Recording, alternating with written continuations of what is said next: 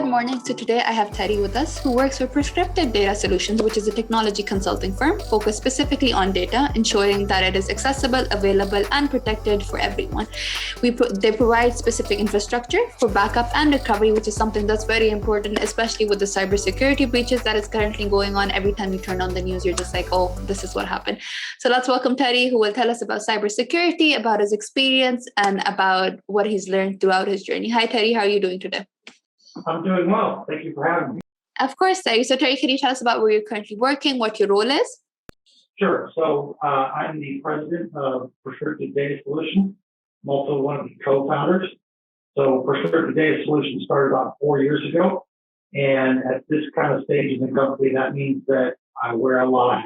I do a lot of different things to kind of keep the business going. Okay. And what got you into specifically data? Were you always a data-driven person, or were you just like, okay, this is something I can see a lot of people gravitating towards. A lot of people are making money out of it. So this is something I want to pursue. Or was this something just because you're passionate about it?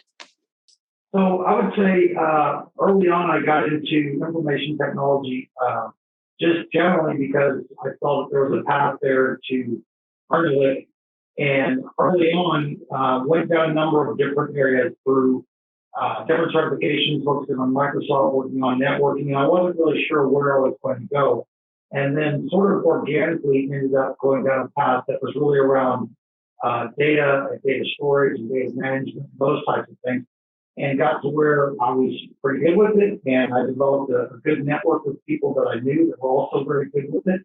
And so when the opportunity arose about 4 years ago, we decided to go ahead and see if we could start our own business. And that sounds wonderful. Yeah. I think it's very important to surround yourself with people who support your dreams at the end of the day, because they're the people that you spend most of your time with. And if you're surrounded by people who don't want to do anything, you're just going to be sitting with them and being like, oh, I could have done this, but I didn't do that. So thank you for sharing that story with us, especially because you showed how important it is to be surrounding yourself with people that can push you towards your dreams, which is something that's very important at the end of the day. So Terry, can you tell us about your experience when it comes, like you've had a very data-centric career specifically. So for instance, if I were to apply for a career in data, what would make me stand out amongst thousands of applicants who are applying for the same job? So I think there's some fundamentals that folks can do that would increase their chances. I think there's been a lot of emphasis out in the industry about how resumes are read electronically. And so what you see is people trying to stuff every acronym they've ever heard of into the top of their resume. And there may be some organizations where that helps, but if I look at most of the organizations out there like mine, I don't do it electronically. I'm pulling up somebody's resume, and I definitely want to see the types of experience. I want to know different technologies. But there's some other things that I'm looking for as well. One is I'm looking at the way that the resume was just crafted itself. How was that put together? What care was put into it? So if you get one that's clearly not formatted well, I'm not talking about being an expert in those things, but if you can look at it and go, it doesn't look like there's been much care put into that to me is a reflection as much as the interview process is. So I think starting with a good, clean resume, one that looks attractive, and also kind of tell the story about who you are. So it's not just about the acronyms. The more that you can include about things that you've accomplished, something that gives me a feel for who you are is very helpful. And then when it comes to, let's say that you actually get the interview, one of the biggest things for me is if I think about when we're looking to hire people, it's not an easy process. We'll have to find these candidates. And when you get someone, you really don't know. You're hoping this person's going to work out. They're going to be a good fit for your team. And you're hoping they're not just taking the job because they had to have a job right now. As soon as they find a better one, they're going to leave. So I like to see people that are enthusiastic, that it seems like they really want to be a part of this team. They want this role. That's a big determining factor for me. If I have two candidates that look similar in terms of qualifications and skills, the one seems a little bit maybe not so sure or that excited about the job, and the other person seems more like they can't wait to get started, I'm definitely going to weight more towards the person who's excited about it. That makes sense. That makes sense. And you mentioned that specifically you judge candidates based on their enthusiasm, how much they're willing to be a part of your company. How do you assess that enthusiasm? Like, what are some things that you would be like, oh, okay, tick, this person checks that criteria, this person shows this much enthusiasm. How do you judge that? Because I think enthusiasm itself, it's very subjective. So I'd love to understand your perspective when it comes to judging someone's enthusiasm based on whether they want to join a company or not.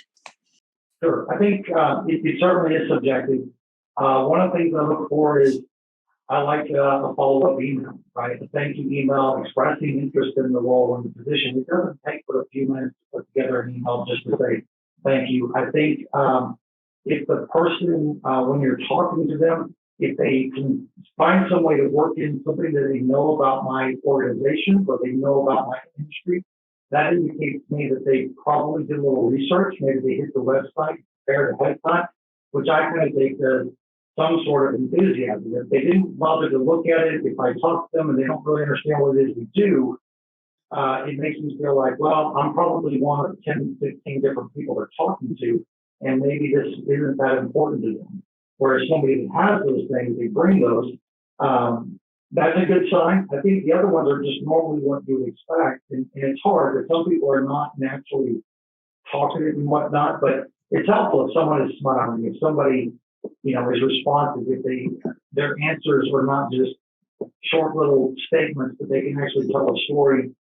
Those are all positive signs for me. That makes sense. That makes sense. I think it's always going the extra mile compared to other candidates. And we usually think that, okay, what if we, as in like, what will happen if we send a follow-up thank you email? Like, it's not like we'll get the job, but it's usually the smaller things that usually hiring managers notice. And they're like, okay, this person just went the extra mile. Let's get him on board. So I can definitely see how these small acts of like showing that you're committed to the role is something that can go a long way. So thank you so much for sharing that, Terry. So Terry, the last question, the most important question, is your company currently hiring? What kind of roles are open? And what kind of candidates are you looking for to join your company? So we are actually hiring right now, and we're looking for a few different positions. We've got really positions on two sides of this. So the one side is more the managed services side. So these are folks that are helping us monitor customers, looking for alerts, and they're helping us with projects, answering tickets, things like that. Most of the things that they do over there would be on the Microsoft and networking side. And then our field engineering team, sort of the same types of technologies, Microsoft and networking. The difference there is now those engineers, they're going out with the sales team, they're meeting directly with customers, more working on project type activities. Okay, so there are plenty of roles open.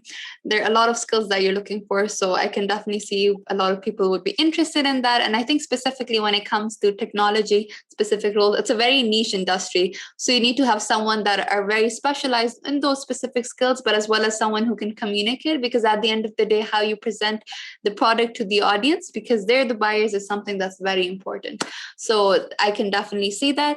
Well, Terry, thank you so much for coming on the show. It was a pleasure having you as a guest. If people do reach out to me with interest regarding your company specifically, I will definitely forward them to you.